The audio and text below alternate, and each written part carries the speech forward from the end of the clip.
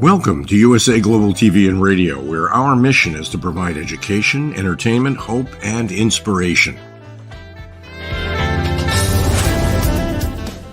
USA Global TV and Radio connects you with experts and audiences all around the world every single day to help you succeed in business and to live a richer life. Visit us at usaglobaltv.com to learn about career and life-changing training and mentoring programs like the Listening Mentor. Subscribe to our newsletter to stay informed about our special programs and offers. Discover how you can become a guest on one of our shows or a host or producer of a USA Global TV and Radio show of your very own. That's USA Global TV and Radio, where the doctor is always in.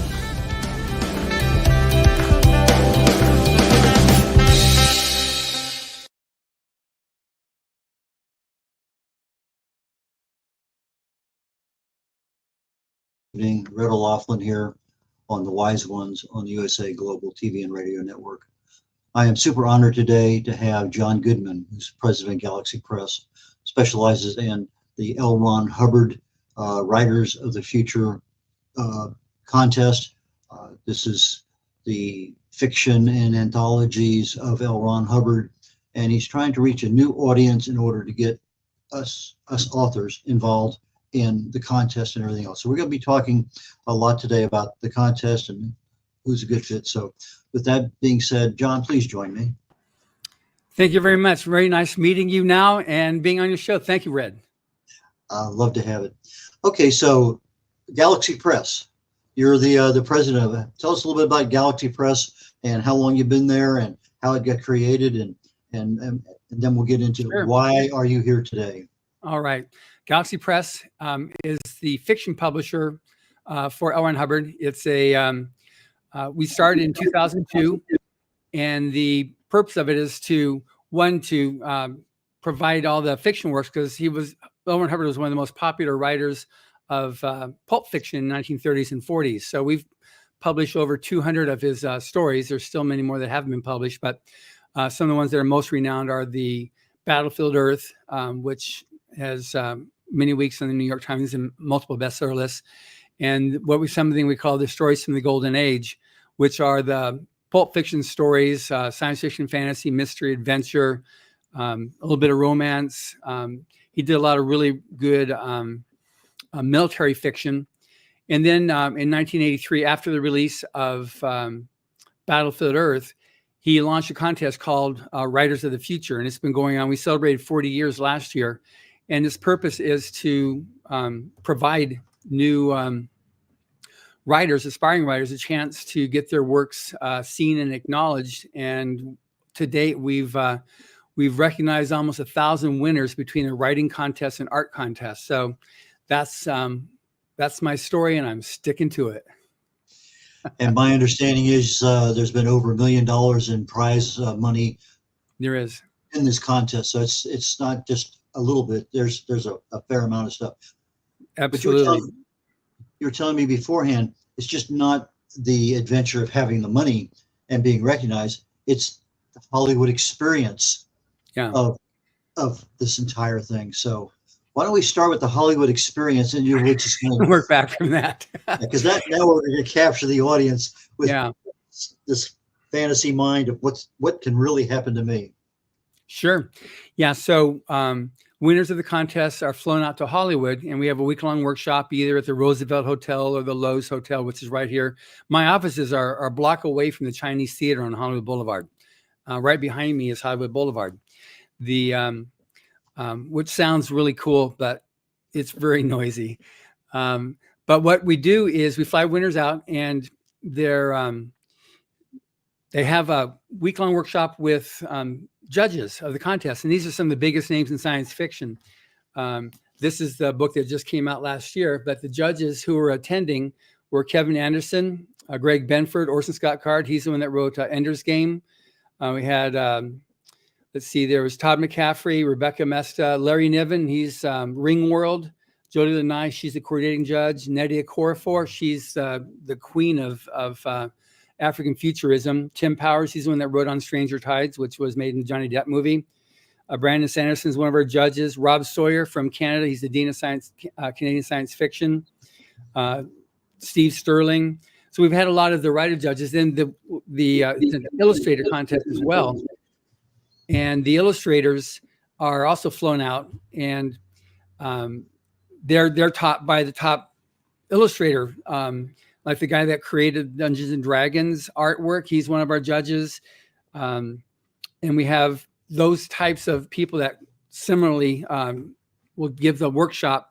And at the very end, we have a big celebration at a Hollywood venue, and we have about between 20 and 30 media that show up to interview the winners. It's black tie, and it's filled with all types of fans, and it's really funny to see how the winners are with those who they've like read since they've been reading science fiction and fantasy, coming to them and presenting them their awards and asking them after the event for their autograph. It's a real humbling moment for them, and they're just they just go like, "Wow, it was so crazy."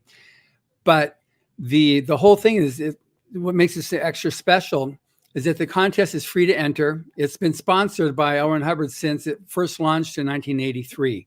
So there's no cost to enter the contest. The winners are flown out from wherever they are in the world to the workshop, and their hotel is paid for by the contest, which is by Mr. Hubbard. The awards gala is paid for by Mr. Hubbard. And I mean, he passed in 1986, an endowment for him to continue getting the contest being funded. And the judging is blind. So all the judges ever see is the story or the art and a number. So they have no idea who the winner is, where they're from, their ethnic, their gender, religion. There's nothing. It's just strictly on the quality of storytelling or the 3 pieces of art that they submit that they're chosen. And then the winners are published in, we win usually a couple awards every year as best either science fiction, best anthology. This is volume 40. The cover is painted by Dan Dos Santos, one of the most famous illustrators right now. He's one of our judges. And then one of our writer judges, Steve Sterling, takes the cover art and he writes a story for it, which is also published in here. So every year we have a different book cover painted by one of our illustrator judges and a story written by one of the other judges. And then we also, the winning art is published in the front of the book. So it's color, and it's something that you don't see out there at all. So the illustrator winners are featured, and this, because it's a best-selling book, it gives amazing credibility to them as a science fiction fantasy artist or author. So like I said, it's been going on for over 40 years right now. We get rave reviews every year from all the trade publications, as well as win different awards. I didn't realize, but in doing a little bit of research for today's show, L. Ron Hubbard had 19 New York Times best-selling books. Correct.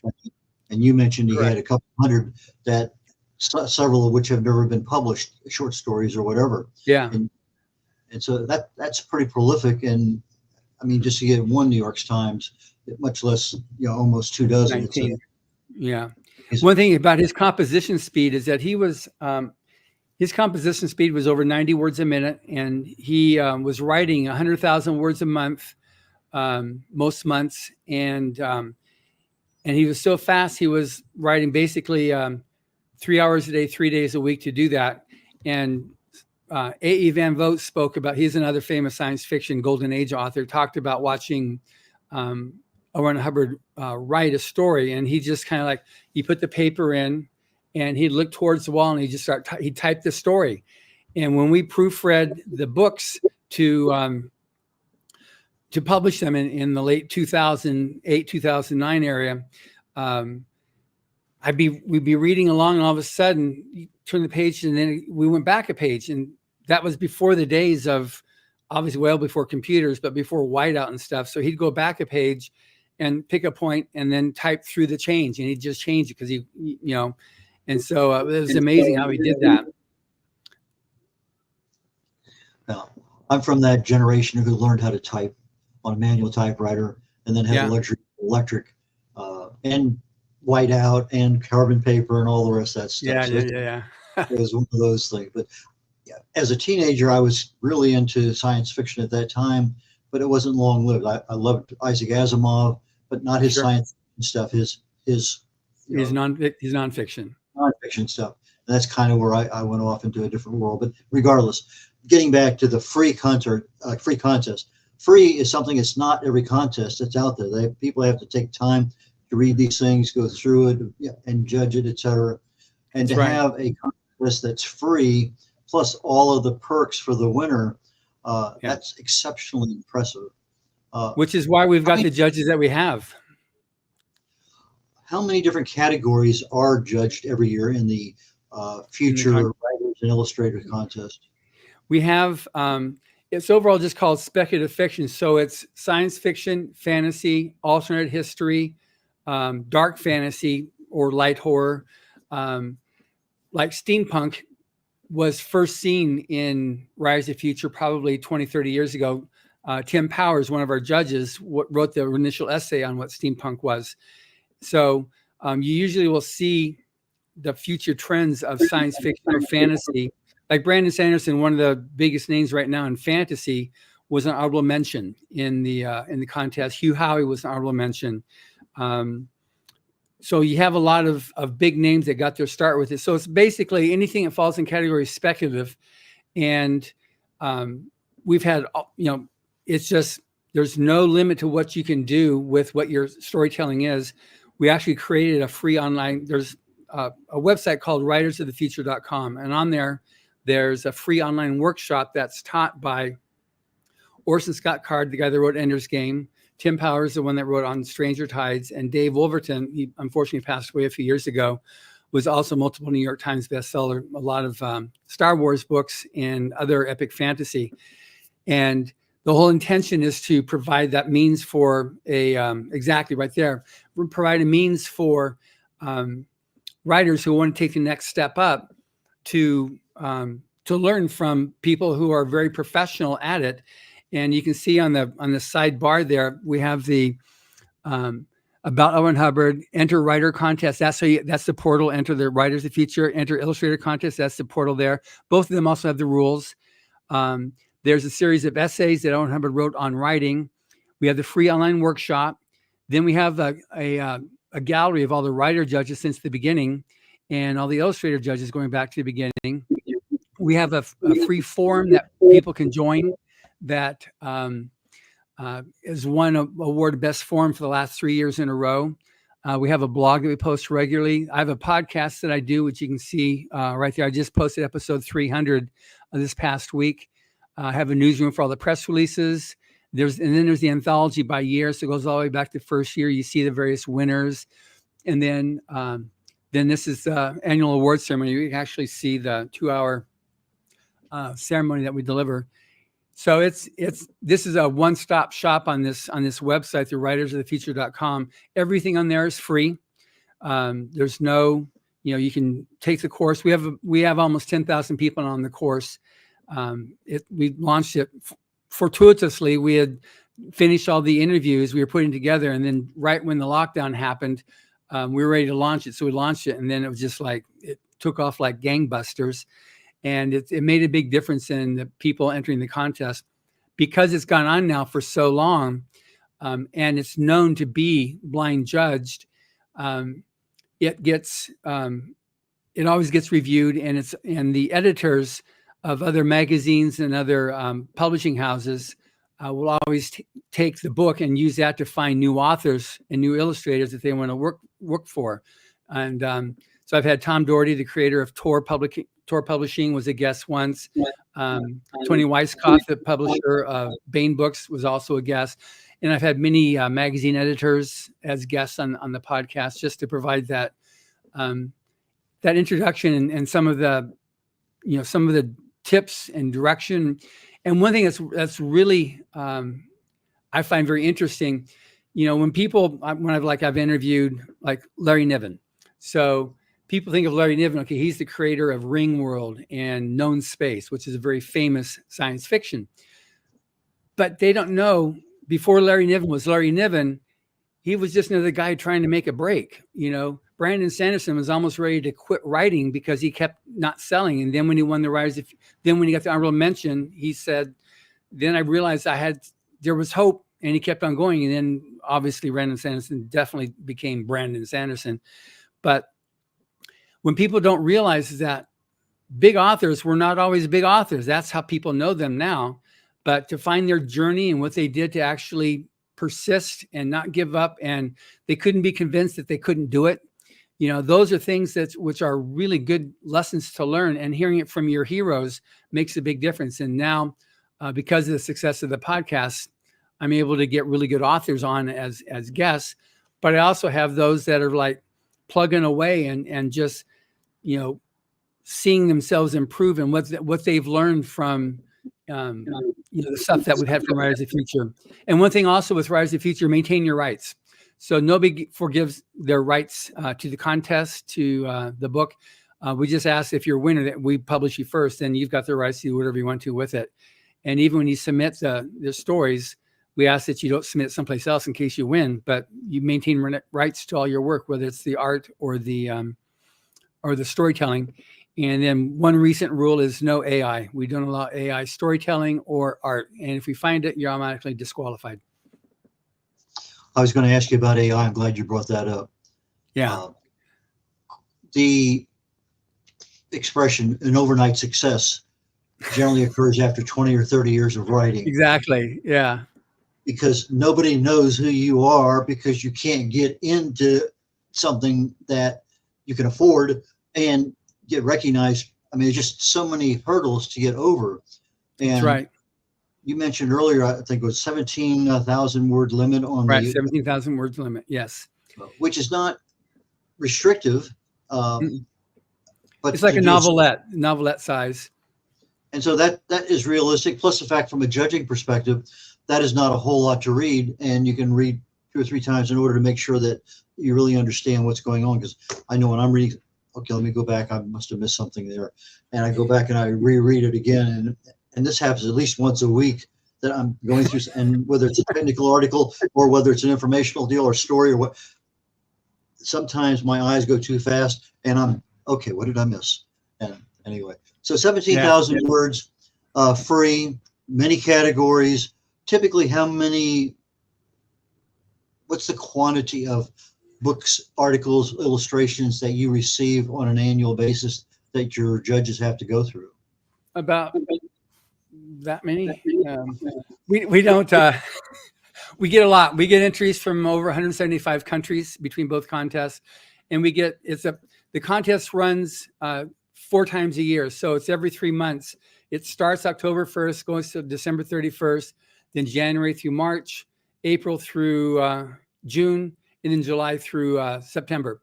And it runs like that. Automatically, it's the calendar flips, and so the next contest starts. So we have 12 winners of writers and 12 winners of illustrators every year. So that means we have 3 each quarter, and we get thousands of entries each quarter. So because of its success, because of its success, editors and other magazines know that if someone is a winner in Writers of the Future, that was strictly based on merit. It's a true meritocracy. So because of the quantity of entries, we then created honorable mention, silver honorable mention, finalist, semifinalist, and winner. And so each category is a different level of recognition. But if you're an honorable mention, you're in the top 10% of writers submitting. And it's known out there by editors. So if I see press releases usually once every 2 weeks or so saying when they release their novels, I also won honorable mention in Writers of the Future, because it's known so well as there's no behind the curtain activity that goes on. I or anybody else with the contest administration have no idea who the winners are until the judges, the coordinating judge then gets everything together and sends it back to us saying, okay, here's the judging that came in from the judges. And then we know it's entry number 250, 69, and 394 that were the winners that quarter. and that's how we know who won. So we don't know anything about the stories. I don't read anything until it gets sent back as the winners. So it really is known out there by other editors and publishers that that's how this works. So if someone received an honorable mention or silver honorable mention or a finalist, they really are of a caliber to pay attention to. So your work comes out as slush piles. So that's one of the things that happens too. And now, because of 40 years, the several of our past winners are now editors, first readers and stuff for other science fiction and fantasy magazines. So that was the intention when it was first created by Mr. Hubbard. Was he saw that science fiction was the herald of possibility. And at our awards ceremony, we always have a famous person as a keynote speaker.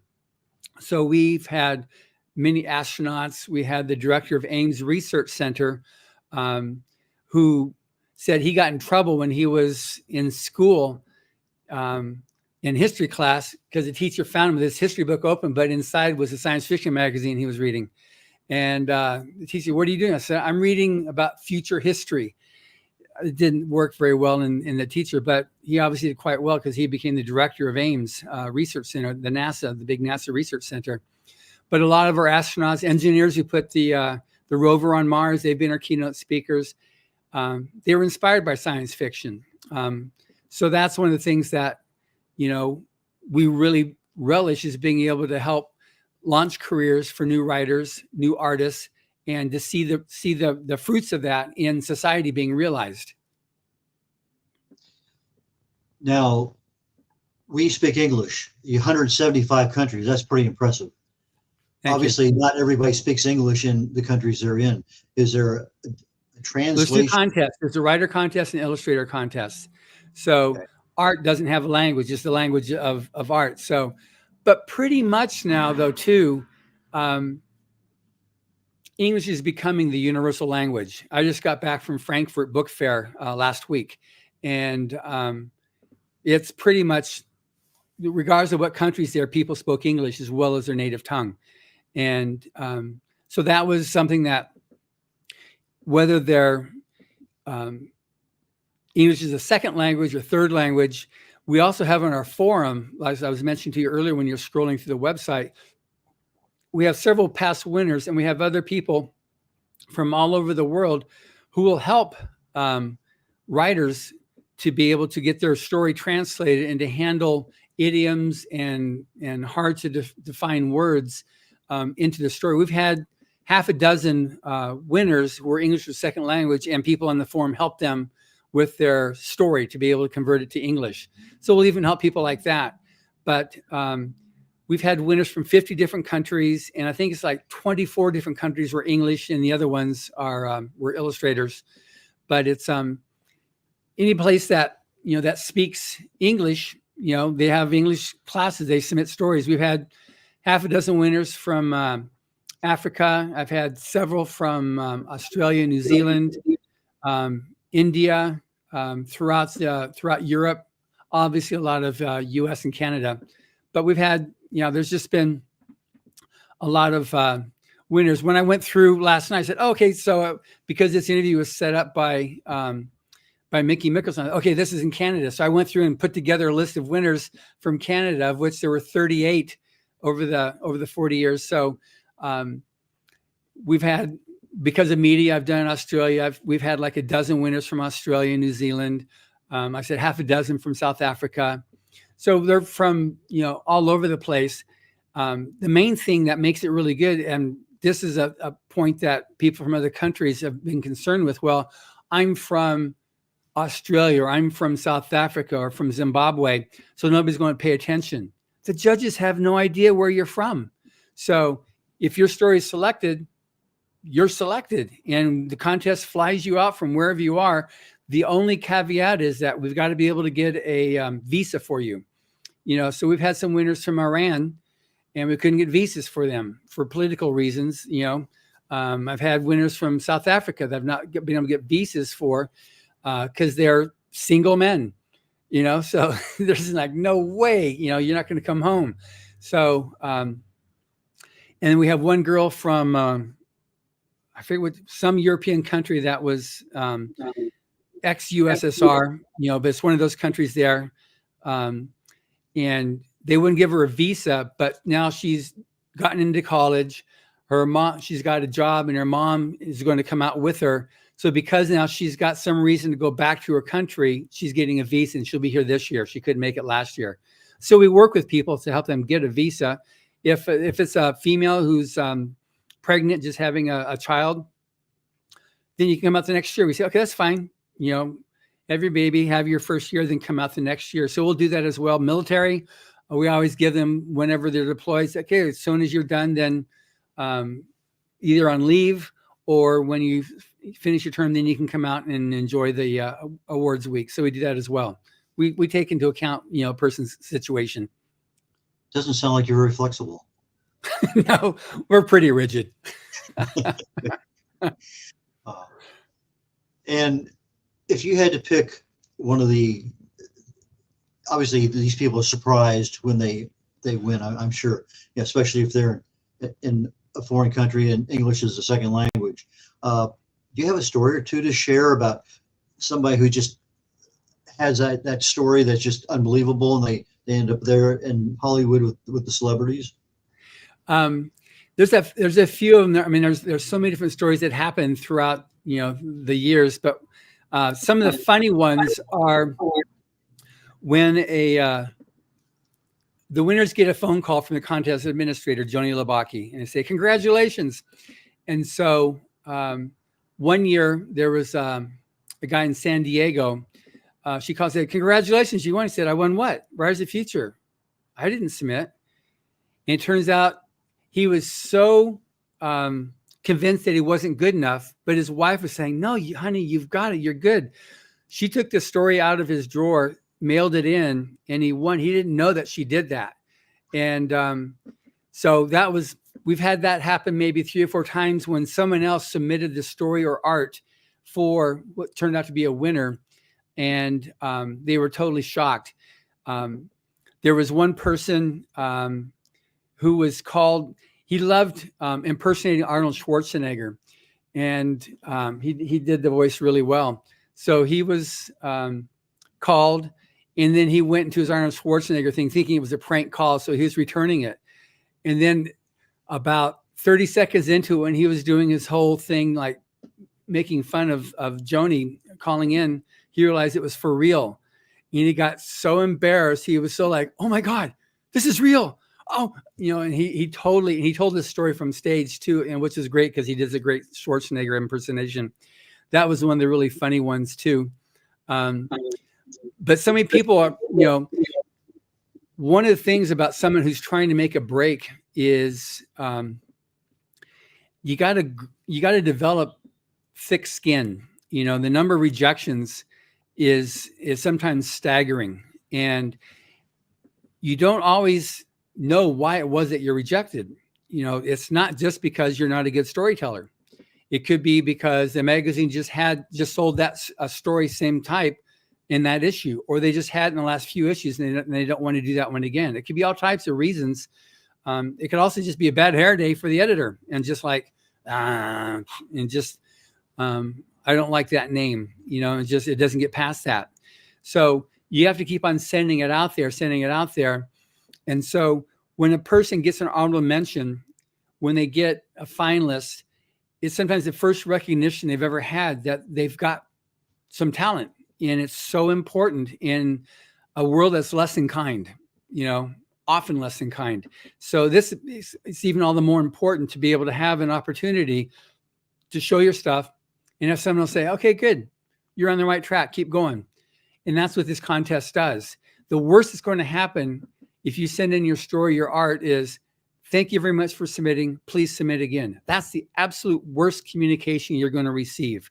So you've got nothing to lose and everything to gain by entering the contest. You get that recognition, and it's something that people go on and on and on. That's why there's so many supporters of the contest out there, and so many of the judges they lend their name to it because there's nothing else like this out there. Free meritocracy, you maintain your rights, you get paid good money, you get paid for winning the contest, you get paid for being published, like I say, to get flown out. So it's pretty impressive. And I said that's what the editors and publishers see as well, and that's why so many people have gone on. We did a reconciliation earlier this year for the 40th anniversary, and I think it was 62% of winners have gone on to be published again, where you could Google them and find them with other stories or art on online. So that's pretty good. Now, you're publishing their work first. Yes. And they, let's say 20 years ago, they won your contest. Can they resubmit again? No, once you won, you won. But as you go through this, like Kevin Anderson up there, Doug Beeson, they were both honorable mentions. They entered many times. And then Algis Butters was the first coordinating judge. And then going down there, Orson Scott Card, he's the guy that wrote Ender's Game. He's the next row. Hal Clement was a Grandmaster Science Fiction. Dave Farland won in Volume 3. He won on many New York Times bestsellers and became the coordinating judge. He's the one that passed away a few years ago. Eric Flint was a winner in Volume 7 or 8. He went on, had like 7 New York Times bestsellers. He unfortunately passed away a few years ago. Brian Herbert and Frank Herbert, those are two people. See, Frank Herbert, he's the one that wrote Dune. He was one of the first judges. Then Brian took over after he passed. Nina Criqui Hoffman was a winner in Volume 1. Hugh Howey was an honorable mention. He's got several New York Times bestsellers out there. He's got a TV series right now, Silo. That's based on his book series with Rebecca Ferguson. Yoji Kondo, he was a consultant for the President of the United States on astrophysics. Nancy Kress, Catherine Kurtz, Mark Leslie. He's a famous author in Canada, and he's been very involved in publishing and helping writers. So he's been a guest a few times on my podcast as well. And then below that, we've got Anne McCaffrey and Todd McCaffrey. Anne McCaffrey is the one that wrote all the Dragon Rider series. And she was a judge starting in Volume 2. When she was invited on board, she was the first female judge, and she just gave them a whole rash of, from that. What do you mean you don't have any women as a judge? You're a bunch of old men, old white men. So she just like gave them all a big, a lashing. She was such a sweetheart. She lived in Ireland, and but just what a lovely person. She come out every year for the workshop. Very, very popular. And then her son took over after her. Rebecca Mesta is the wife of Kevin Anderson. C.L. Moore, she was one of the famous writers during the Golden Age, and Catherine Moore. And she was coached by L. Ron Hubbard earlier on. Larry Niven is the one I was talking about before, as the one that wrote Known Space Universe. And then Andrea Norton, she was one of the first judges as well. What a lovely woman. She wrote epic fantasy, and she used the name Andrea Norton because at that time, women couldn't be writers. They couldn't be published writers. And it was very much owned by that, the white man. So she picked that name, but eventually then was like, she set the stage for helping to open up the genre along with Anne McCaffrey for female writers. Jody Lanai is the coordinating judge now for the writer contest. Nadia Corfor, she was published in Volume 19, I think it was. She's now she created a subgenre called African Futurism. She just sold a novel for 7 figures about her history as an author and how she grew up, and growing up through the with Rise of the Future being one of the first things that introduced her to publishing. Then you've got Fred Pohl below that. He was one of the most famous editors back from the Golden Age, and he himself is an author. Jerry Purnell was also on the President's Committee for Space Exploration. Tim Powers is one of our judges. He wrote On Stranger Tides. He's won multiple World Fantasy Awards, but On Stranger Tides was made into that Pirates of the Caribbean movie. Mike Resnick was an amazing man. He's the one that picked up and restarted Galaxy's Edge magazine. And he himself had all of his writer children. He took so many aspiring writers under his wings and helped them out to get started. And then below that, we have Chris Rush, and later on we'll see Dean Wesley Smith. But Chris Rush was from Volume 1. Then Brandon Sanderson, he was an honorable mention. He's now one of the biggest, most successful fantasy authors in the world. Rob Sawyer, the Dean of Canadian Science Fiction, writes amazing science fiction and fantasy. Dr. Charles Sheffield, from the tail end of the Golden Age, was he was one of the judges earlier on until he passed. And then Robert Silverberg, he's still alive. He's basically emeritus, and he's a judge emeritus now. He was from the very beginning. He was one of the first judges 42 years ago. So he enjoys what he did to help, but now he's like chilling. He's just taking it easy now. Dean Wesley Smith, he's the one that's married to Christine Catherine Rush. That was the original Rise of Future romance. They met at the first workshop, and they met there, and they became a couple and married, and they've been married now for 40 years, and they're an amazing team. S.M. Sterling, Steve Sterling, he's one of the more recent judges about 4 or 5 years ago. He's also got, like, I think half a dozen New York Times bestsellers.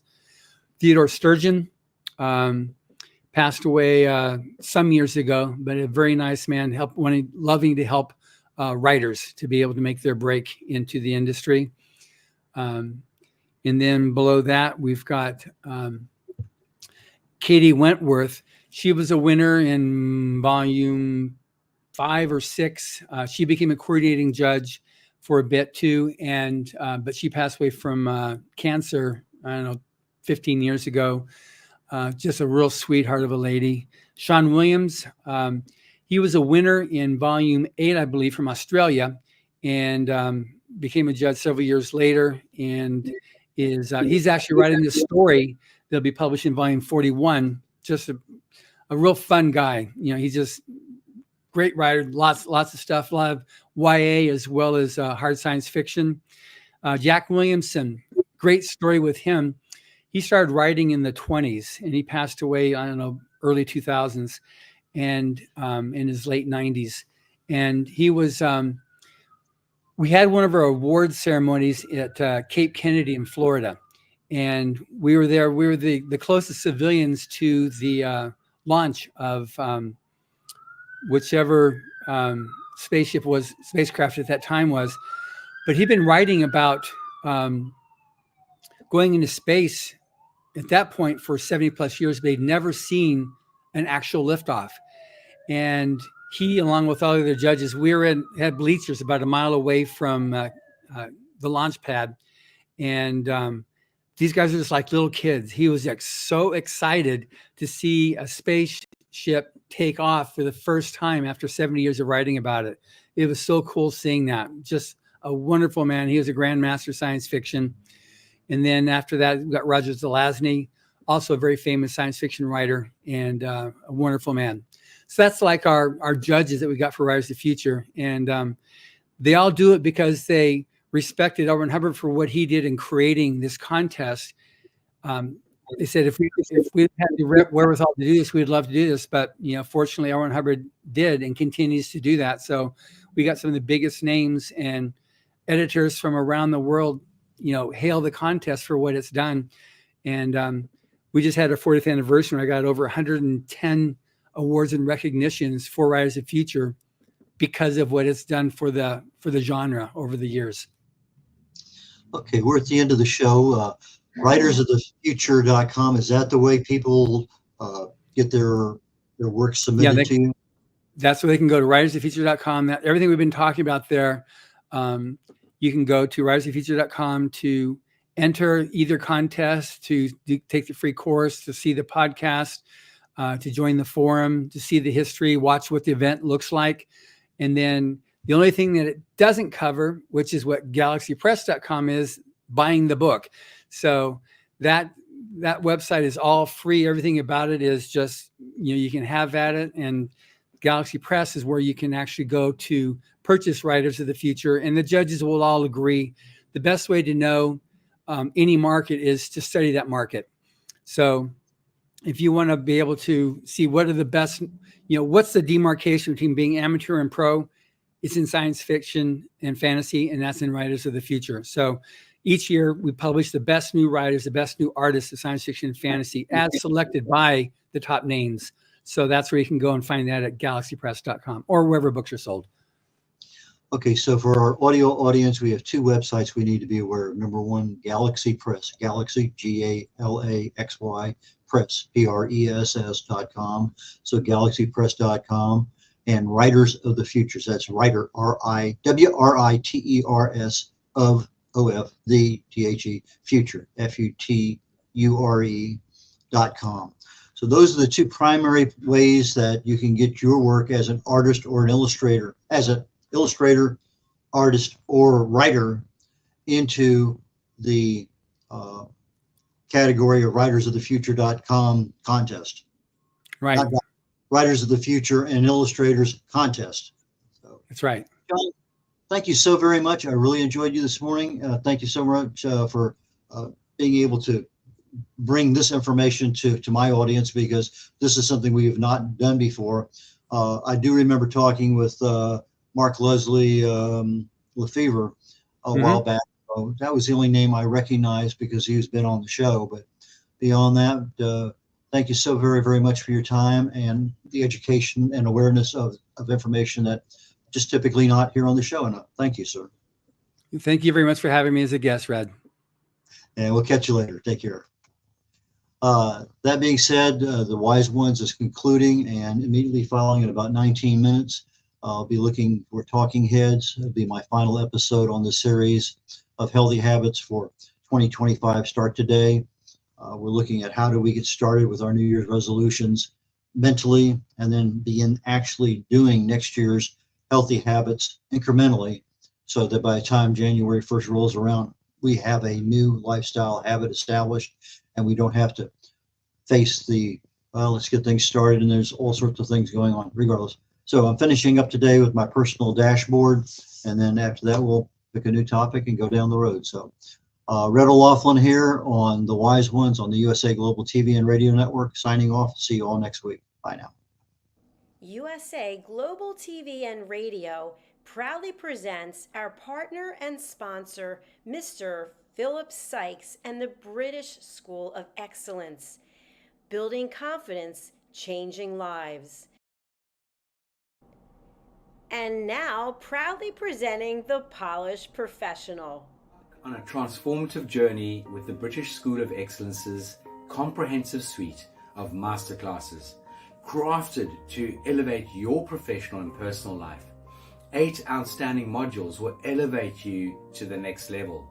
Module 1, Exploring Life's Purpose, delves into the depths of self-discovery, guiding you to chart your unique path to fulfillment and success. Module 2, Mastering Professional Presence and Confidence. This masterclass is a deep dive into the art of self-assurance and commanding presence, which is essential for standing out in today's competitive landscape. Module 3, Learn the secrets of visual impact, how to curate a personal style that amplifies your professional brand. Module 4, Mastering Professional Etiquette and Communication Excellence, navigating the nuances of corporate interaction with grace and tact. Module 5, Elegance in Eloquence. We impart powerful techniques to captivate and persuade any audience with your oratory skills. Module 6, Unlock the potential of your emotional intelligence, EQ, and harness the ability to connect, empathize, and lead with emotional savvy. Module 7, Mastering DISC, building a gateway to understanding behavioral styles, fostering better personal and professional relationships. Module 8, Mastery in Dining Etiquette, building your confidence to perfect the subtleties of dining with finesse, enhancing your social savviness at any table. Step into the Polished Professional program where poise, elegance, and excellence aren't just taught, they're instilled for life. Join us to redefine your potential and polish your professional edge. To learn more, go to thebritishschoolofexcellence.com. The British School of Excellence are investors in people. Let us invest in you.